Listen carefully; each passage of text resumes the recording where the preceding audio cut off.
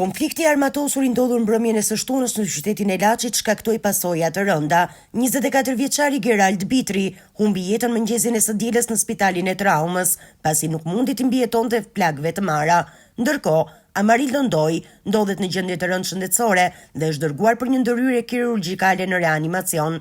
3 të tjerë janë plagosur, por fatmirësisht janë jashtë rrezikut për jetën. Daniel Gjeloshi, Liridon Ismailaj dhe Angelina Ndoj janë në kujdesin e mjekëve në Spitalin Universitar të Tiranës. Sipas policisë, konflikti nisi pas një përplasje mes mjeteve që më pas eskaloi në përdorim të armëve.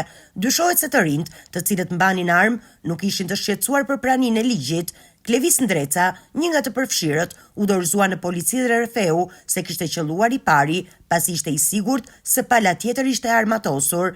Në përleshje me armë, ka mbetur e plagosur edhe një grua, Angelina Ndoj, e cila kishte tentuar të ndërhynte për të ndaluar sherin, por pas sukses. Pas arrestimit, Ndreca dorëzoi armën dhe dha dëshminë e tij, duke shpjeguar se kishte vepruar në frikë për jetën e tij.